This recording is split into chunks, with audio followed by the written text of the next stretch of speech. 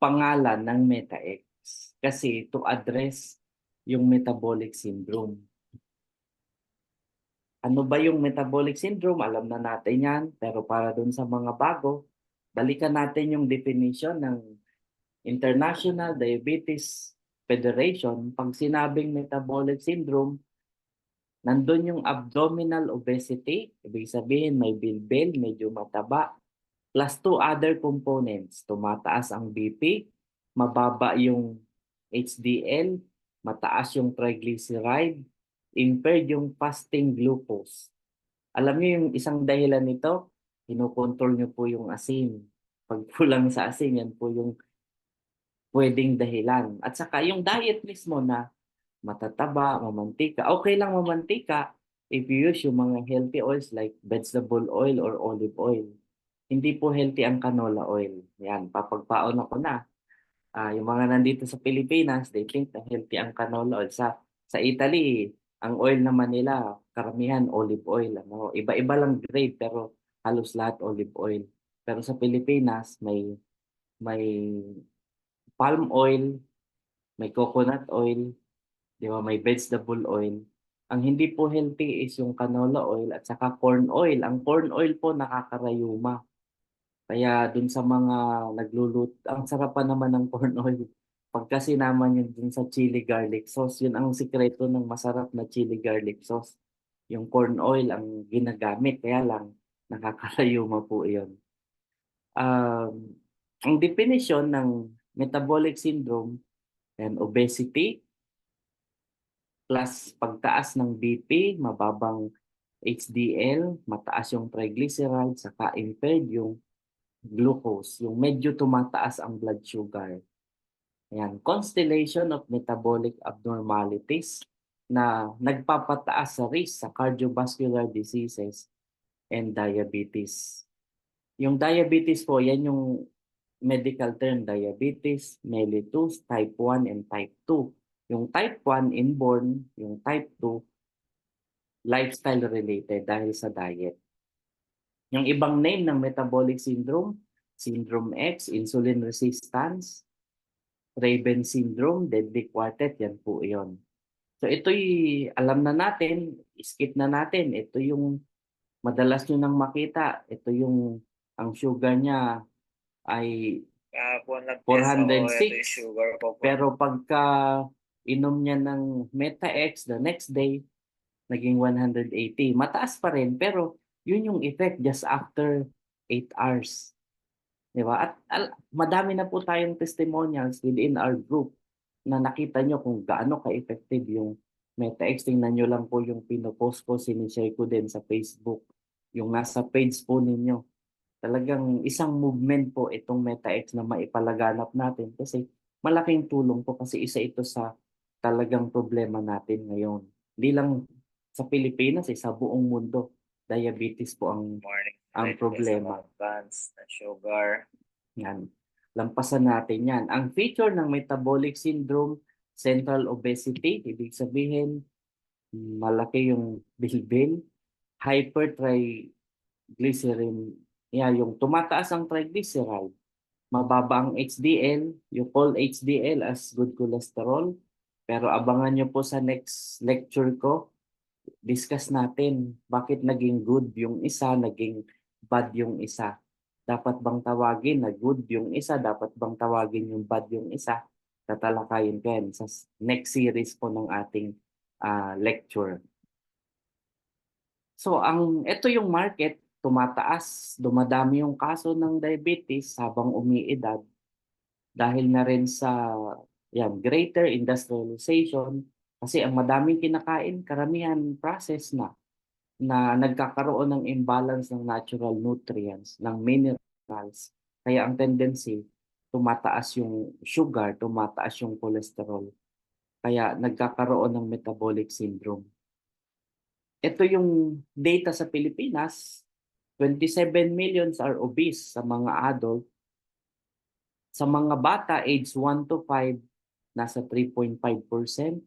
Sa age 5 to 10, 1.2 million ng obese. Sa 10 to 19 years old, 2 million.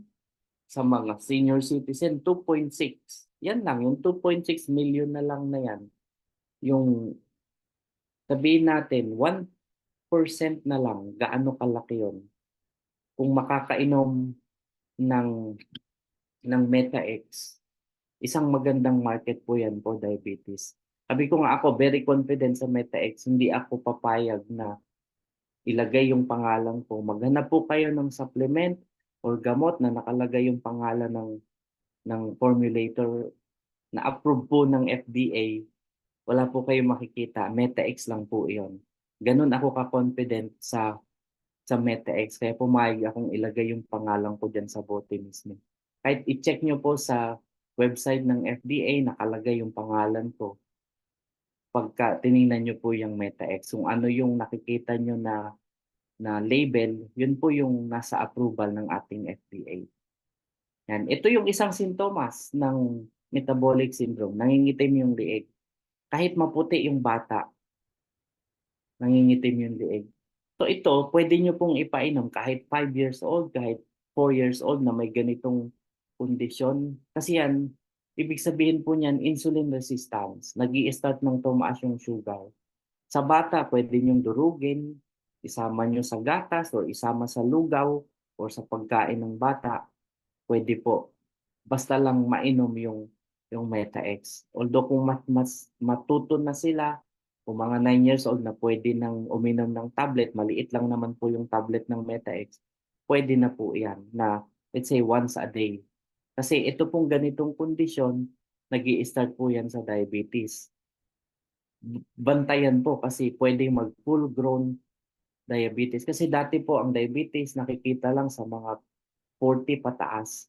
Ngayon type 2, merong 10 years old nagkakaroon ng type 2 diabetes. Kasi ang diabetes po, yung type 1 inborn, nakadepende sa insulin.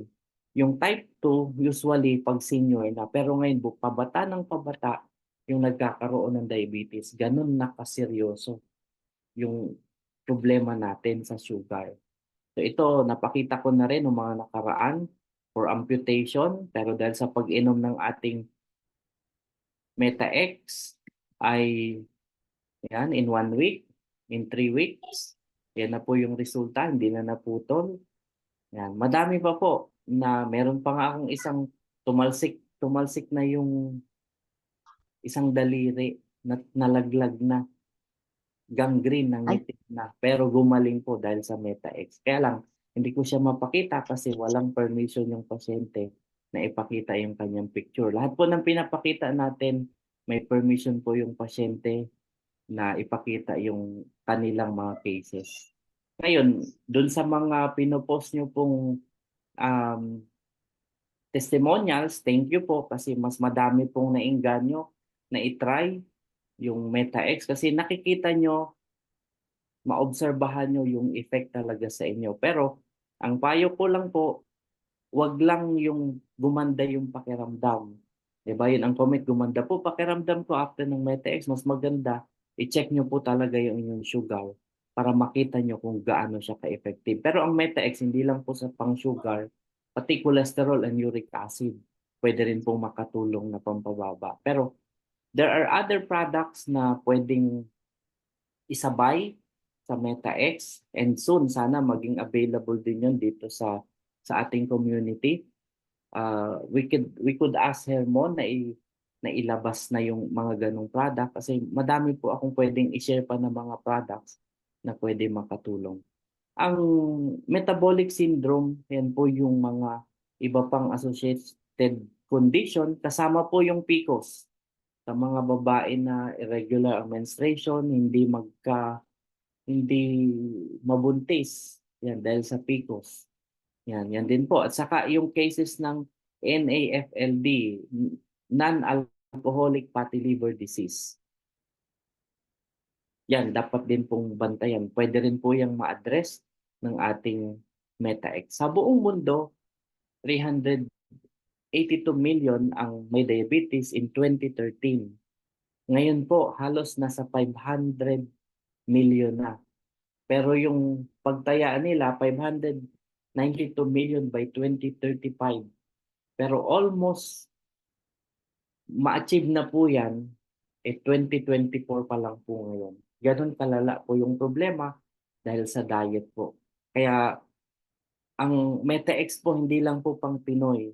Dun sa mga OFW, may yung mga amo nyo po, di ba? Ang tawag ng iba, kambing, o kung ano man yung term nyo sa inyong mga amo, eh, pwede nyo pong ipatry. Makikita nyo yung magandang effect ng MetaX sa kanila. And kaya tumaas ang kaso ng diabetes dahil sa yung fast food diet and lack of exercise. Yan. Pero kung nasa Roma kayo, lakad ng lakad. Ano, naranasan ko yan na maglakad ng maglakad. Malaking tulong po yun. Pero doon nangyayari sa diet eh. Kaya madaming kaso ng diabetes. So ito yung insulin resistance, another presentation na madaming sakit yung related sa insulin resistance. Pagtaas ng uric acid, PCOS, um, pagtaas ng cholesterol, yung mga pagbabara sa ugat, type 2 diabetes, hypertension, yan po, related siya sa insulin resistance or metabolic syndrome. Ito yung isa pang pasyente for amputation, talampakan po yan. After 2 months, yan, ganyan na po yung nangyari. So hindi siya na-amputate, gumaling yung kanyang paa.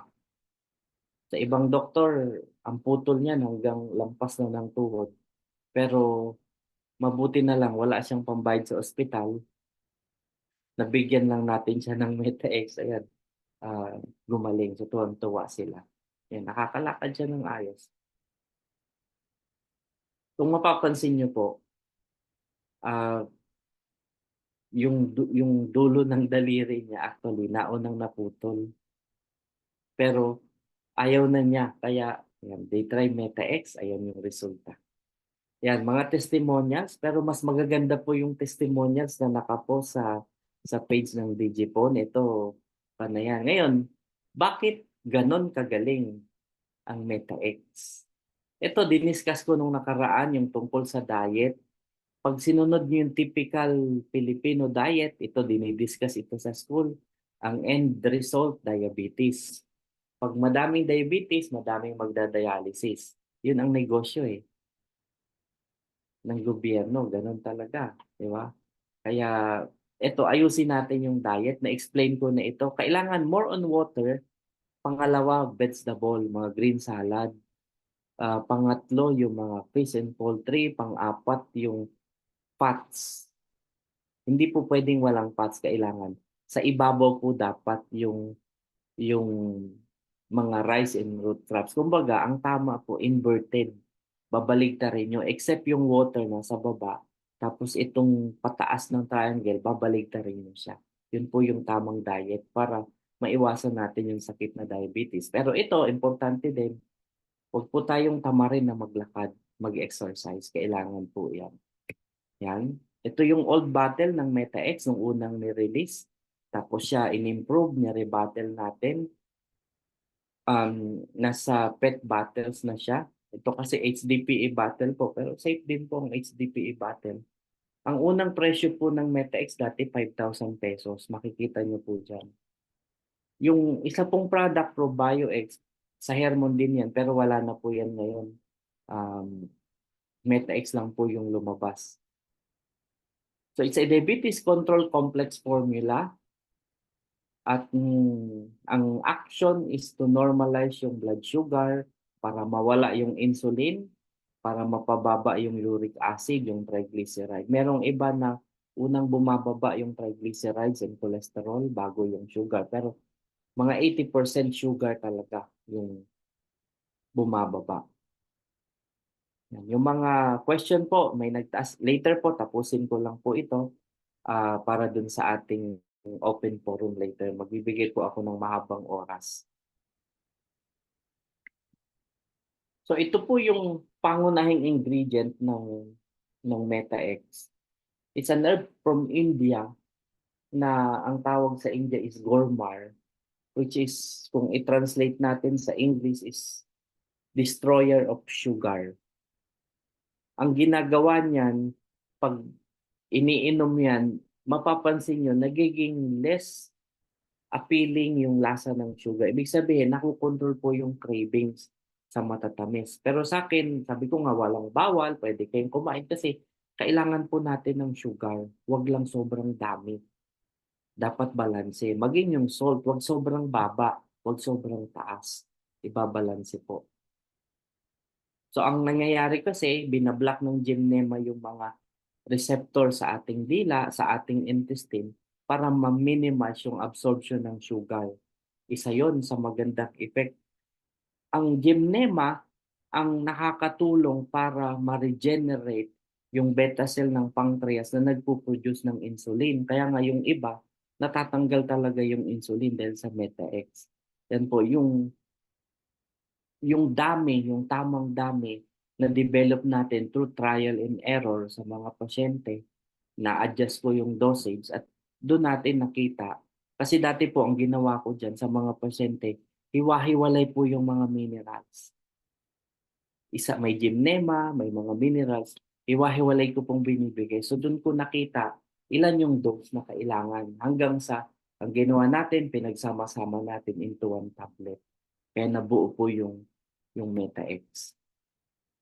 So malaking tulong siya sa pagpapababa ng cholesterol, ng triglyceride. So bababa yung risk natin sa heart disease.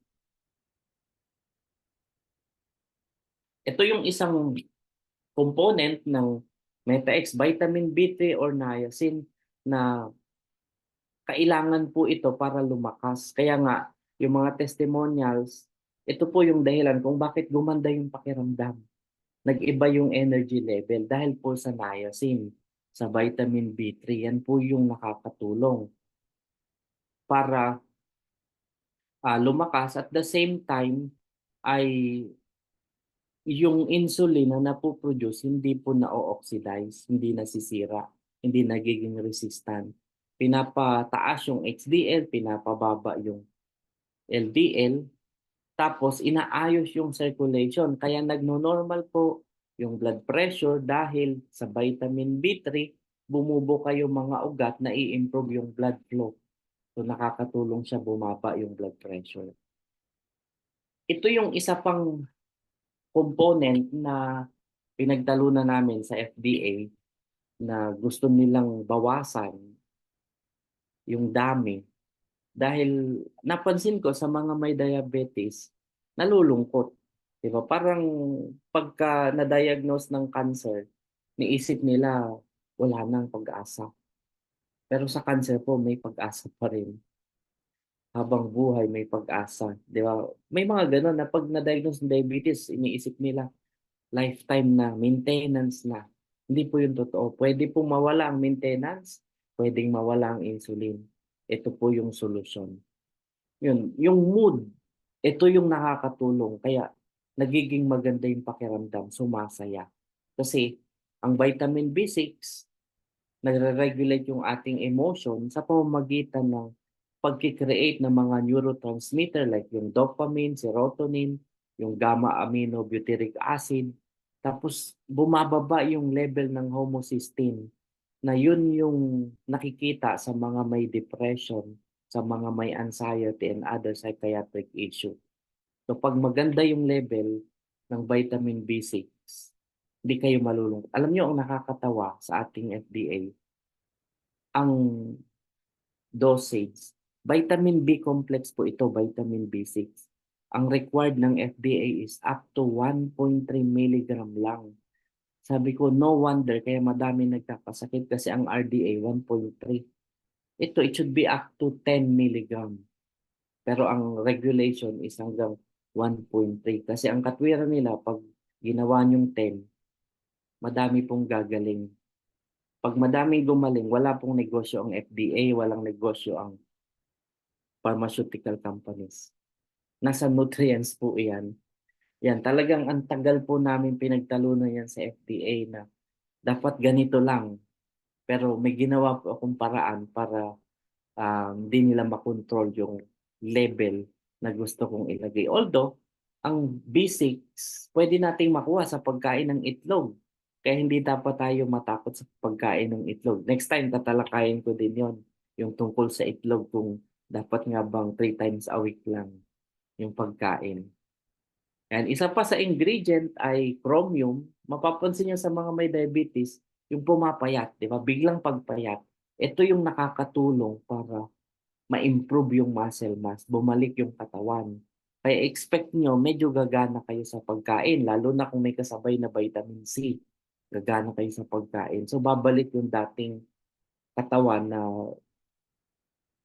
pumayat, nagkaroon ng muscle wasting dahil sa iniihi nyo eh. Di ba pag may diabetes, ihi po ng ihi, mabula yung ihi.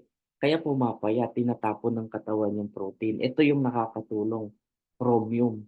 Pero ang effect niyan, parang nag-i-insulin. Tinutulungan niya ang ating katawan para makontrol yung biglang pagtaas ng sugar. Itong vanadium, isa pang minerals na ang effect ay kapareho din ng insulin. So nagsiserve siya as protein protease inhibitor. So ito ay may potent anti-cancer property rin. So itong protein phosphatase inhibitor, pagkulang po niyan sa katawan, mahirapan po yung digestion ng protein. So nakakatulong ito para din mapigilan natin yung pagpayat. Pero ang effect niya parang insulin. Sabi nga, minimimic niya yung insulin. Kaya nagpapababa siya ng sugar. At the same time, kasama po ito dun sa mga minerals na kailangan para ma-regenerate po yung beta cell ng ating pancreas para ang insulin na napoproduce ay very effective na magpababa ng sugar. Yan po yung mga component. At alam ko naman hindi na kailangan ng madaming explanation kasi see for yourself dun sa mga result. Basahin nyo lang po yung mga testimonials. Makikita nyo kung gaano ka-effective ang MetaX. Sabi ko nga, confident po ako. Pumayag ako, ilagay yung pangalan ko. Approve yan ng FDA. Ganun po yan. Ganun ako ka-confident sa product na very effective siya. Hindi po ako papayag na malagay yung pangalan ko dyan kung hindi po siya totoo. Ayan, thank you po. Any question po?